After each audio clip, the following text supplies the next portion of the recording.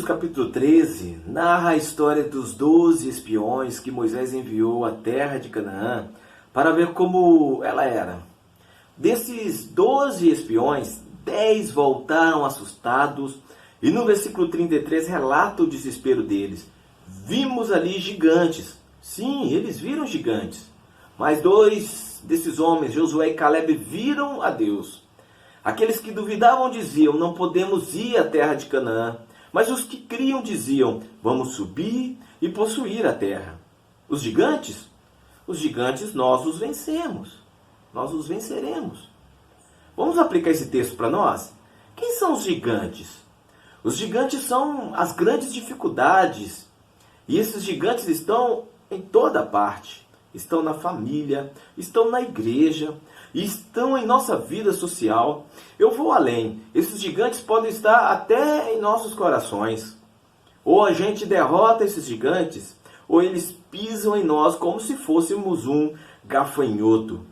Quando Josué e Caleb disseram que o povo de Israel poderia derrotar esses gigantes, eles estavam simplesmente dando um ensino para nós. Quando lutamos contra os gigantes e vencemos, ficamos mais fortes do que quando não existe gigante para lutar. Se não tivéssemos uma fé vitoriosa, seremos devorados, seremos consumidos pelos gigantes que aparecem em nosso caminho.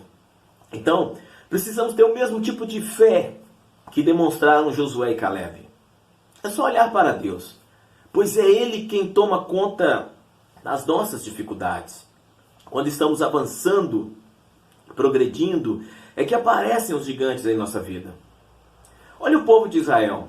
Quando avançaram, apareceram os gigantes. Quando voltaram ao deserto, não existia mais gigantes.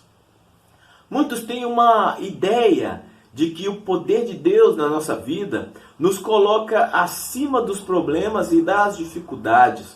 Mas o que lemos nas páginas da Bíblia é que o poder de Deus sempre traz dificuldades e conflito. Eu vou usar o apóstolo Paulo como exemplo. Quando ele fez a sua viagem missionária a Roma, ele deveria não ter problemas com os seus inimigos. Mas o que aconteceu foi exatamente o contrário. Ele teve dificuldades com os judeus, encarou tempestades e naufrágios, foi mordido de cobra, e para chegar vivo a uma ilha ele teve que ir nadando seguro nos destroços de um navio. Mas Paulo não estava fazendo a obra de Deus? Sim, ele estava. Então por que ele sofreu tudo isso e muito mais em suas viagens para espalhar o Evangelho?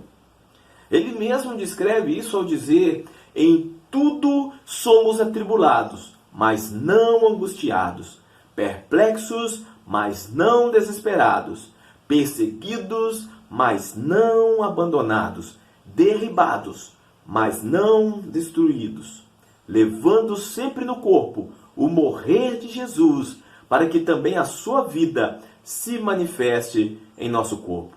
Que luta! É difícil expressar o que diz o texto no original, mas nós temos ali 5 figuras. A primeira é a ideia de inimigos nos cercando de todos os lados, mas eles não podiam nos esmagar porque os exércitos celestiais os mantinham a uma distância razoável para que ele se livrasse. Tipo assim, somos apertados de todos os lados, mas não somos esmagados. A segunda figura é de alguém cujo caminho parece totalmente fechado, mas essa pessoa avança e sempre tem uma luz para mostrar o próximo passo. A terceira figura é de um inimigo a perseguir de forma violenta e feroz, mas ele não está só, o divino defensor está ao seu lado. A quarta figura é ainda mais dramática. O inimigo alcançou, feriu, derrubou, mas esse não foi o golpe fatal. Ele não está morto, ele é capaz de se levantar novamente. Podemos parafrasear o versículo e dizer, derrubados, mas não derrotados. A quinta figura dessa fala de Paulo vai mais além e agora parece ser a própria morte, quando ele diz assim, levando sempre no corpo o morrer de Jesus. Mas a vida de Jesus vem em seu auxílio e ele vive na vida de Cristo até completar o seu trabalho na terra. Gente, são nos momentos difíceis que desenvolvemos a nossa fé e o nosso caráter. Eu vou repetir, são nos momentos difíceis que desenvolvemos a nossa fé e o nosso caráter. Os momentos difíceis são a nossa escola. E que você possa sair vitorioso e entender o aprendizado de Deus em cada momento da sua vida. Receba essa palavra. Em nome de Jesus.